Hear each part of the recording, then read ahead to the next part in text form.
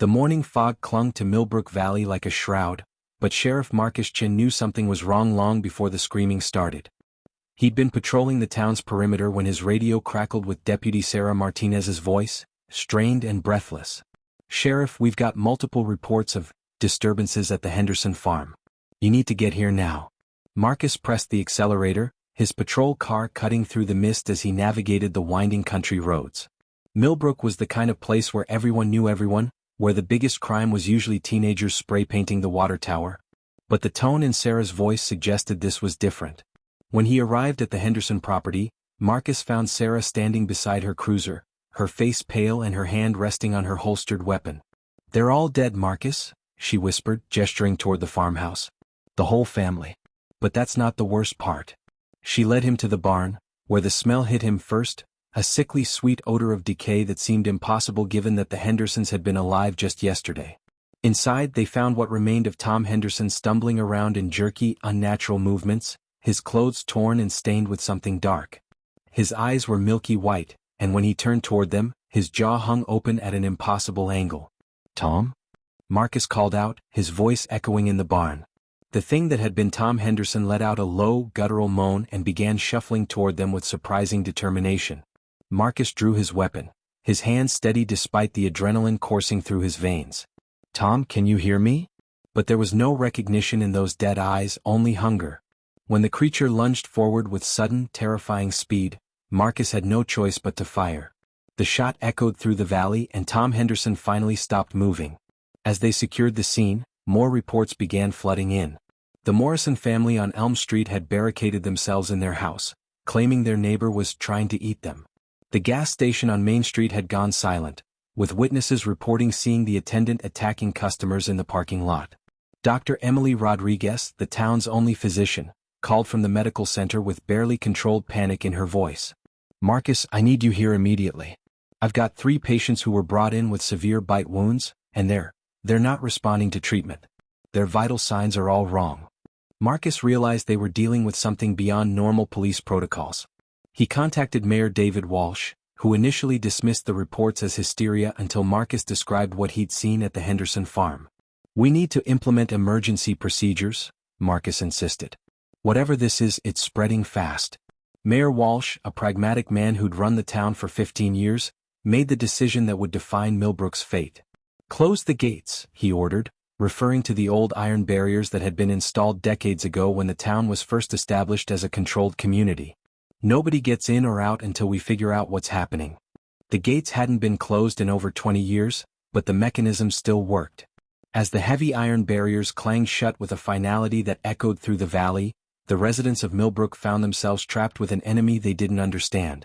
Phone lines to the outside world mysteriously went dead, and cell towers seemed to be malfunctioning.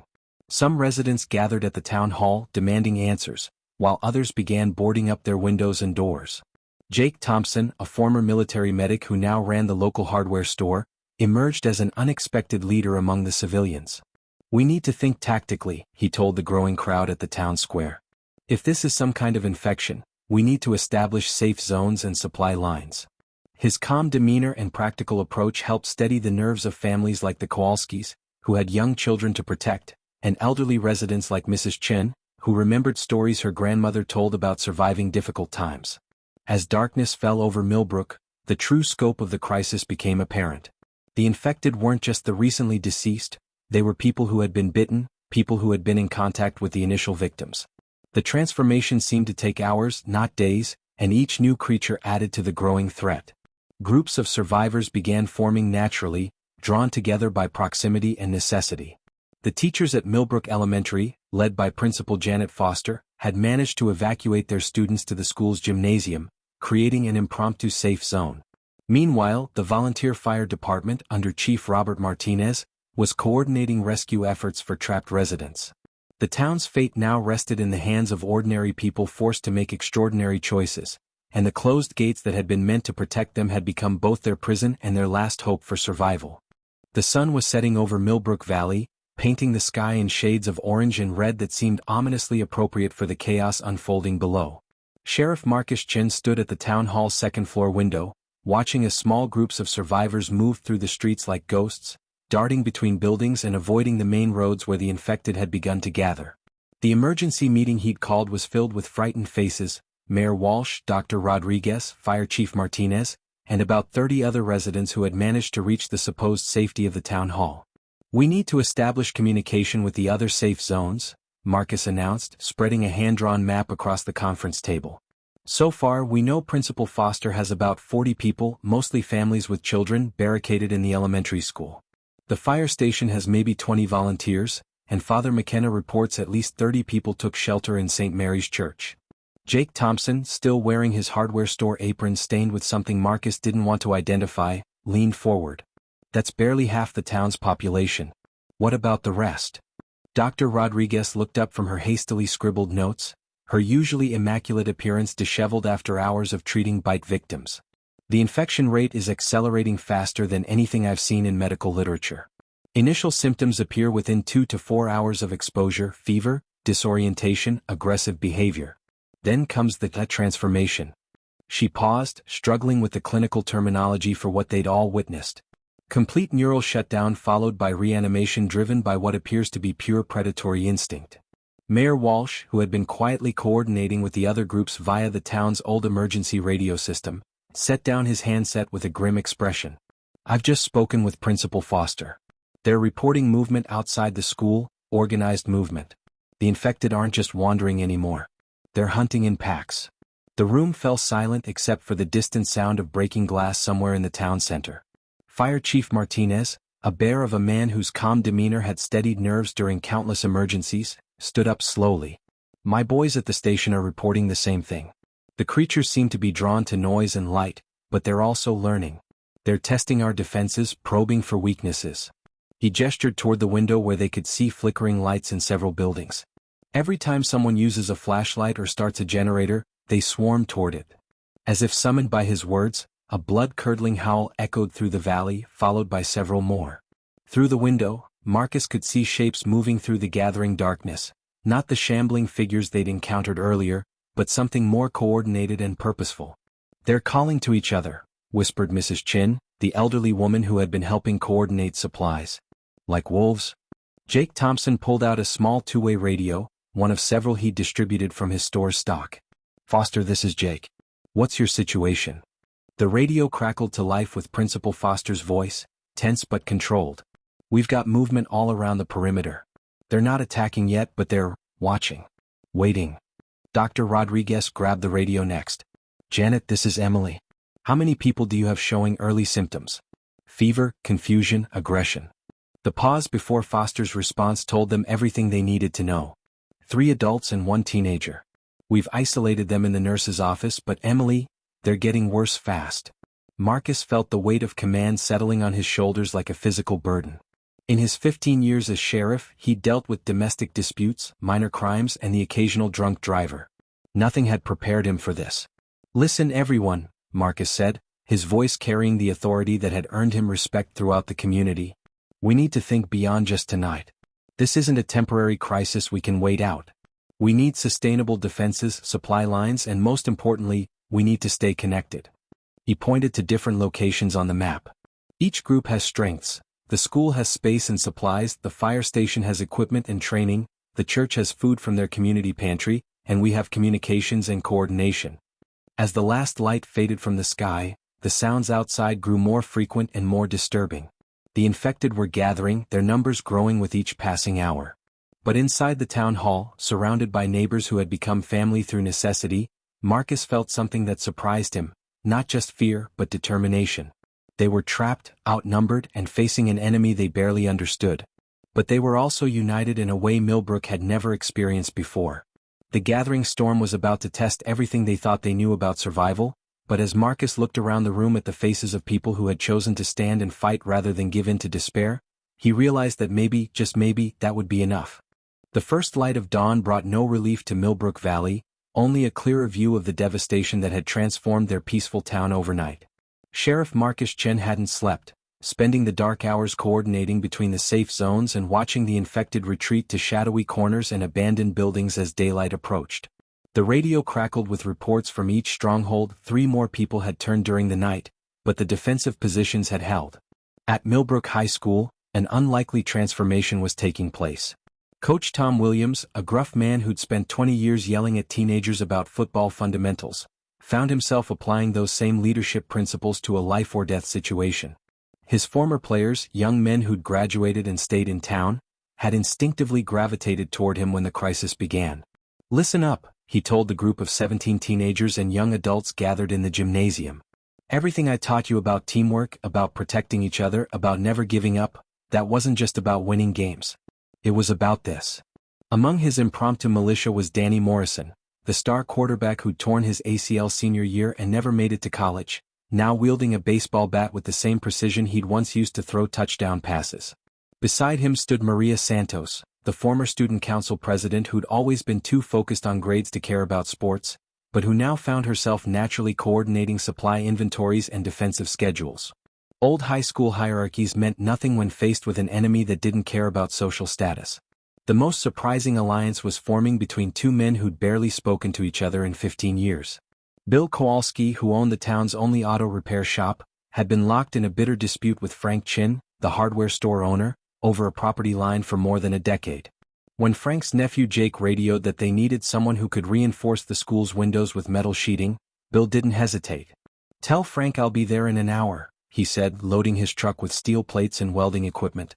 When Bill arrived at the hardware store, Frank was waiting with coffee and a handful of other volunteers. "Bill," Frank said simply, extending his hand. "Thank you for coming."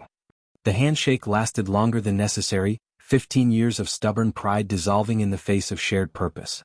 Within minutes, they were working together like they'd never been enemies at all, their combined expertise turning the school's vulnerable windows into reinforced barriers. Dr. Rodriguez made a disturbing discovery while treating the latest bite victims. "The infection isn't just spreading through bites," she reported over the radio to all groups. "I've been tracking the progression, and some people are showing symptoms without any apparent exposure. It might be airborne, or there could be another transmission method we haven't identified." This revelation sent shockwaves through all the safe zones, forcing them to reconsider their isolation protocols. The most dangerous mission of the day fell to an unlikely partnership. Mrs. Patricia Hendricks, the town librarian, had realized that the elementary school's emergency supplies were running dangerously low on medical materials. She volunteered to make the treacherous journey to the abandoned pharmacy on Main Street, but nobody expected her to choose Tommy Rodriguez, a 19-year-old with a reputation for minor trouble, as her partner. "He knows every back alley and shortcut in this town," she explained to Dr. Rodriguez, who happened to be Tommy's aunt. "And I know exactly what medical supplies we need." Their mission became a masterclass in utilizing unexpected skills. Patricia's methodical approach to cataloging and organizing proved invaluable in quickly identifying and gathering the most essential medications, while Tommy's knowledge of the town's hidden pathways allowed them to avoid the infected entirely. They returned with enough supplies to last several days, but more importantly, they'd proven that the town's survival would depend on everyone contributing their unique abilities. As the day progressed, reports came in about the infected's behavior. They weren't just randomly aggressive, they were displaying pack intelligence, setting what appeared to be ambushes near the safe zone's perimeters. Jake Thompson, monitoring from the town hall, noticed a pattern. "They're testing us," he told Marcus over the radio. "Each group that ventures out, they're learning from. They're studying our routines, our weaknesses." The revelation that they were facing an enemy capable of strategic thinking changed everything. No longer could they treat this as a simple matter of barricading doors and waiting for help. The infected were evolving, adapting, and learning faster than anyone had anticipated. As the sun began to set on their second day of crisis, the survivors of Millbrook Valley realized that their old lives, their old grudges, and their old limitations were luxuries they could no longer afford. The town that had been divided by petty disputes and social boundaries was being forged into something stronger through necessity, but the enemy they faced was growing stronger too. By the third day, the harsh reality of their situation had settled over Millbrook Valley like a suffocating blanket. The initial shock was wearing off, replaced by the grinding necessity of survival. Food supplies were dwindling at all 4 safe zones, medical supplies were critically low, and the makeshift weapons they'd cobbled together from garden tools and sporting equipment wouldn't last much longer against their increasingly aggressive enemy. Sheriff Marcus Chen called an emergency meeting of the group leaders, their voices crackling over the radio network that had become their lifeline.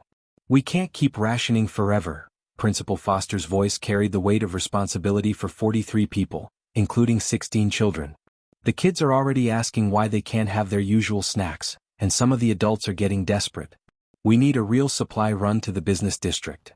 The business district, what had once been the heart of Millbrook's commercial life, was now a no-man's land where the infected seemed to gather in the largest numbers, drawn by the abundance of enclosed spaces and the lingering sense of human activity.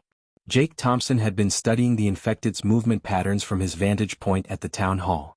"They're most active at dusk and dawn," he reported. "Midday seems to be when they're sluggish, almost dormant. If we're going to do this, that's our window."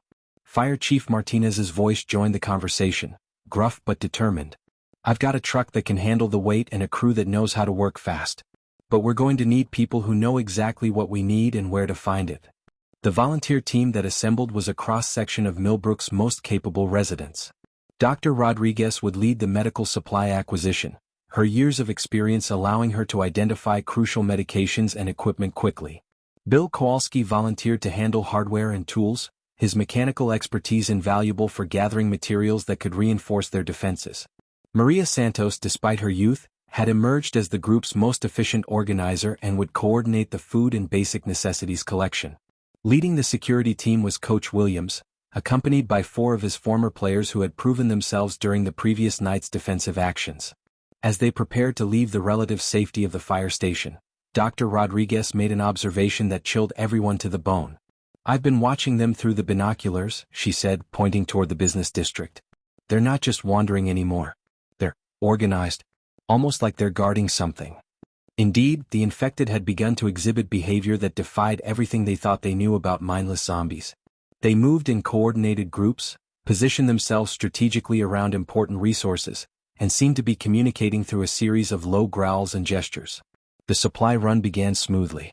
Using Fire Chief Martinez's truck and a carefully planned route that avoided the main congregation areas, they reached Morrison's grocery store without incident. The interior was a disaster zone, shelves overturned, products scattered, and ominous dark stains on the linoleum floors, but it still contained enough canned goods, water, and basic supplies to sustain all 4 groups for at least a week. Maria worked with military precision, directing the team to prioritize high-calorie, non-perishable items while Dr. Rodriguez gathered everything useful from the store's small pharmacy section. Their luck held through the hardware store and the small medical clinic, but it was at the final stop, the old research facility on the outskirts of the business district, that everything went wrong. The facility had been Dr. Patricia Vance's pride and joy, a small laboratory where she'd been conducting agricultural research for the state university. What they found inside made Dr. Rodriguez's blood run cold. Laboratory equipment was smashed, research notes were scattered everywhere, and in the center of the main lab, they discovered Dr. Vance's final log entry, hastily scrawled in her distinctive handwriting. The compound was never meant for human exposure. Accelerated cellular regeneration combined with neurological degradation. God help us all. The test subjects from the rat trials, they're still moving even after. I've made a terrible mistake. The implications hit them like a physical blow. This wasn't a natural outbreak or some unknown pathogen, it was the result of a research accident, possibly involving experimental treatments that had gone catastrophically wrong. But before they could process this revelation fully, the infected struck. They came not in the shambling masses they'd expected, but in organized waves, cutting off escape routes and demonstrating tactical awareness that shouldn't have been possible. The fight that followed tested every skill they'd developed and every alliance they'd formed. Coach Williams and his team held the main entrance while Bill Kowalski used his mechanical knowledge to create barriers from laboratory equipment.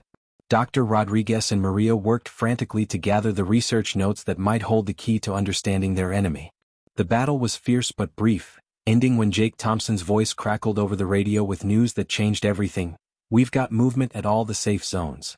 They're attacking everywhere at once." This was a coordinated assault. The coordinated attack on all 4 safe zones shattered any illusions the survivors had about their enemy being mindless creatures. As the supply team raced back through streets filled with infected that moved with disturbing purpose, radio communications erupted with desperate calls for help. Principal Foster's voice cut through the static first, barely controlled panic bleeding through her professional composure. "They're hitting the school from 3 sides simultaneously. It's like they know exactly where our weak points are."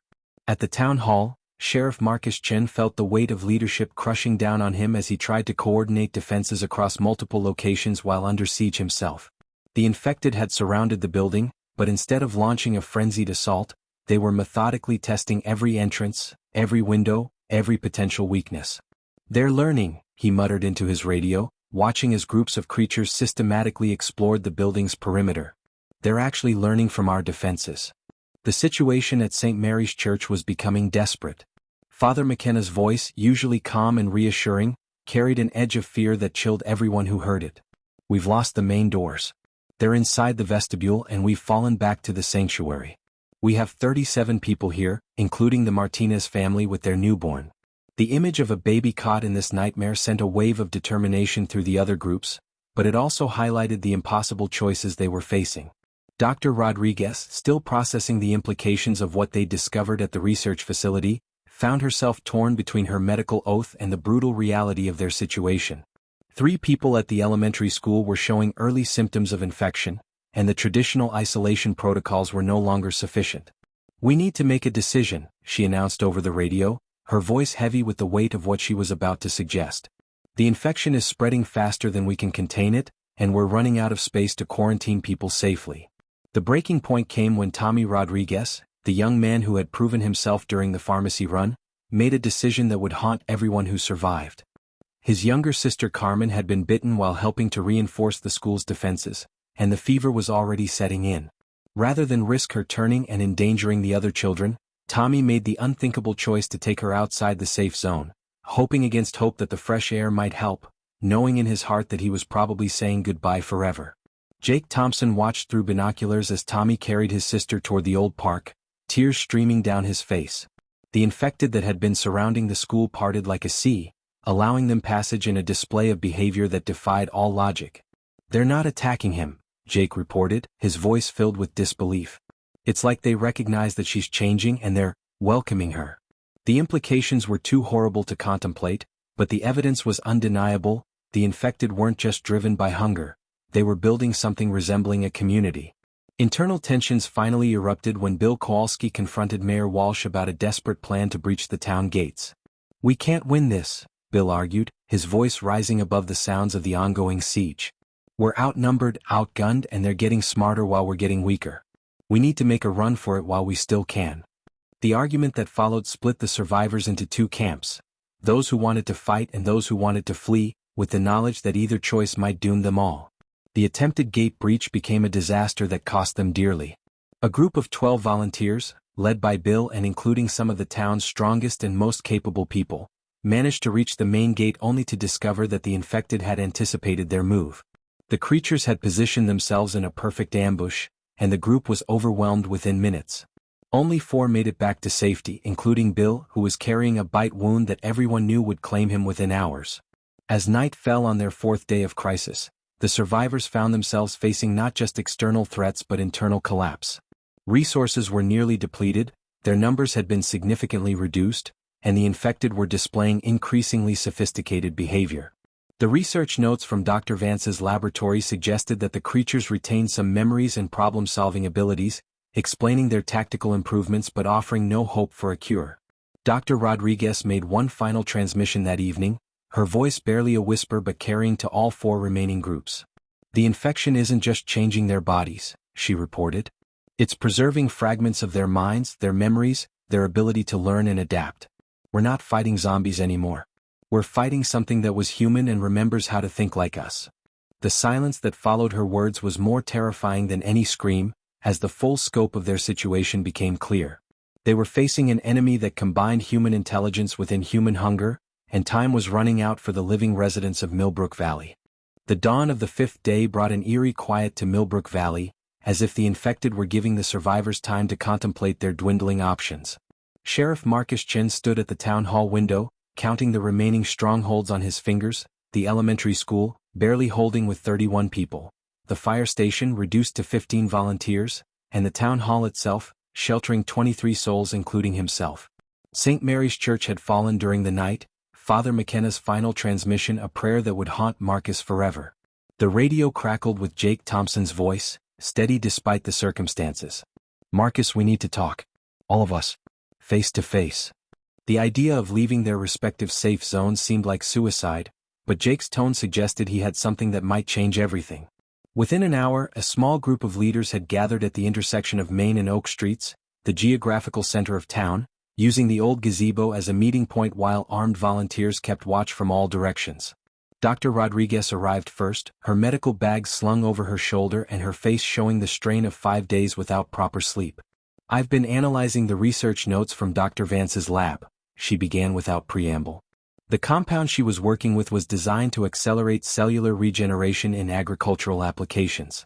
But when it interacted with human nervous systems, it created something unprecedented, a hybrid state that preserves cognitive function while eliminating normal human limitations like fatigue, fear, and pain. Principal Foster, her teacher's instincts still sharp despite everything, immediately grasped the implications. They're not getting tired. They're not getting hungry or thirsty or scared. They can maintain coordinated attacks indefinitely while we're exhausted and running on fumes. Coach Williams, his football strategist mind already working, nodded grimly. But they're also predictable. They're using the same tactical approaches over and over, which means they're following patterns we can exploit. Jake Thompson spread a detailed map of the town across the gazebo's wooden table, marked with red X's indicating fallen positions and blue circles showing their remaining resources. "I've been thinking about this wrong," he admitted. "We've been trying to defend multiple positions, spreading our people thin and our resources thinner. But what if we abandon the defensive strategy entirely?" His finger traced a path from their current positions to the town's highest point, Millbrook Hill, where the old water tower stood surrounded by open ground. "You're talking about making a final stand," Marcus said, understanding immediately.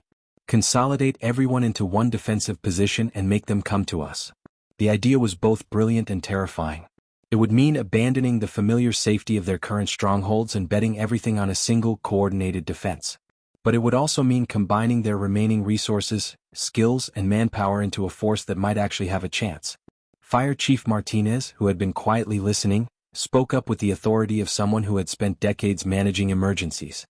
"The water tower has advantages: high ground, clear sight lines in all directions, limited approaches they can use to reach us. But it also has a critical weakness. Once we're up there, there's no escape route if things go wrong." The weight of that reality settled over the group like a shroud. Dr. Rodriguez pulled out a small vial of clear liquid from her medical bag. "I've been working on something." Dr. Vance's notes mentioned a neutralizing agent she was developing, something that could potentially reverse the cellular changes. "I've only managed to synthesize a small amount, and I have no idea if it will work, but it's the closest thing to hope we have." The vial seemed to glow in the morning sunlight, a tiny beacon of possibility in their darkening world. The logistics of moving nearly 70 people across town while avoiding the infected required careful planning. Maria Santos, who had emerged as their most skilled organizer, proposed a multi-stage evacuation. "We move in small groups during the midday lull, using the underground utility tunnels Bill showed us. The hardware store, the old mining access tunnels, and the storm drains can get us most of the way there without surface exposure." Old knowledge became crucial to their survival.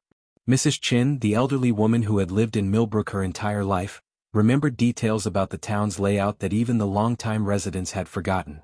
During the mine days, there were supply caves carved into the hillside, she told them, her voice gaining strength as she recalled memories from her childhood. "My father used to store equipment there. If they're still accessible, we could have supply caches and fallback positions."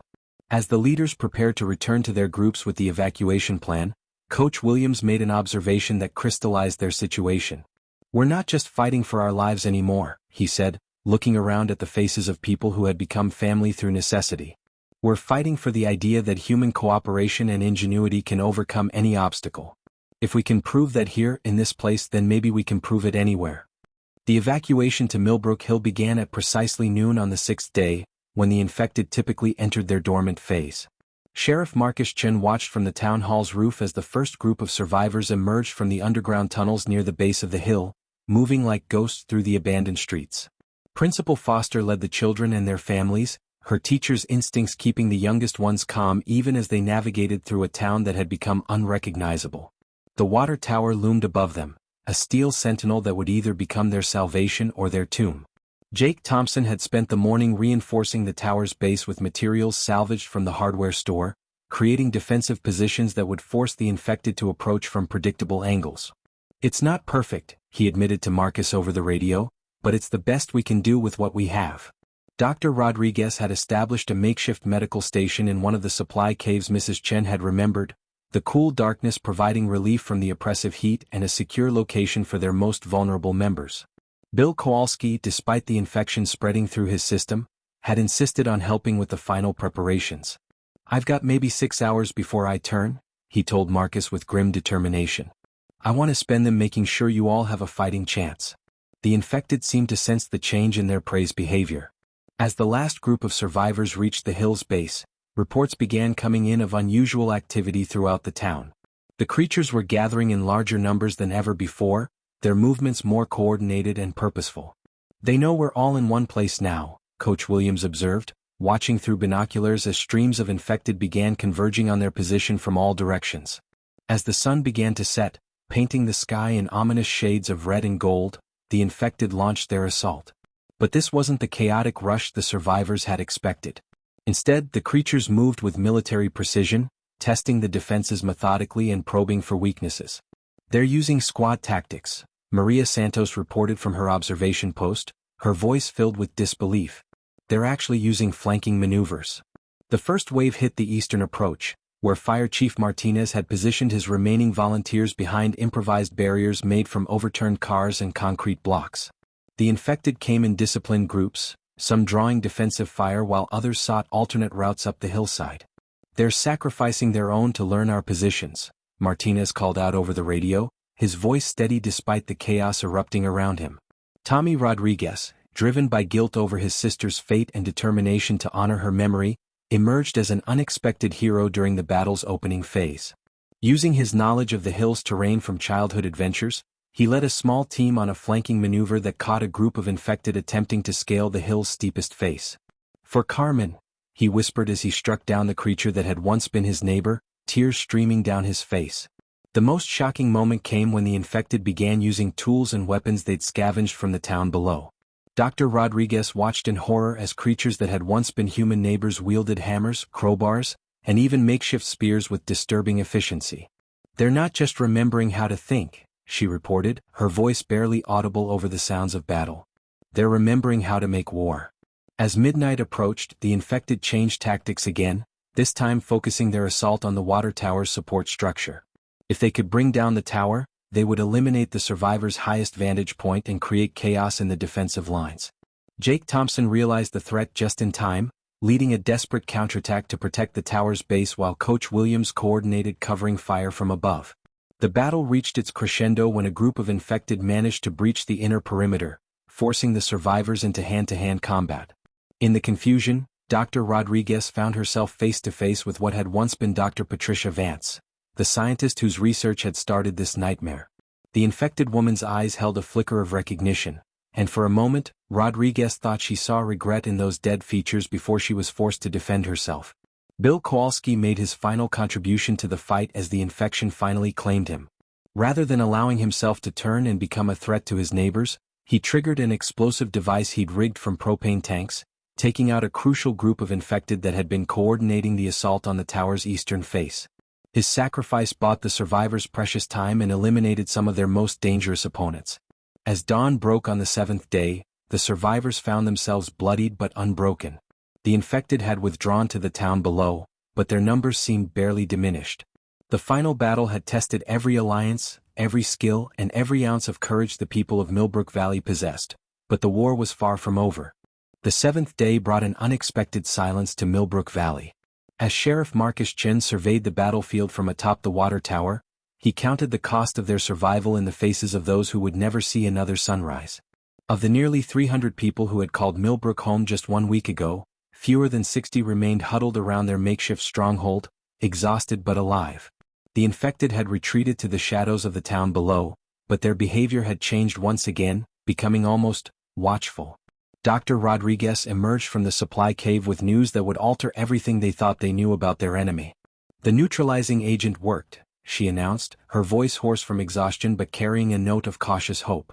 "Not the way I expected, but it worked."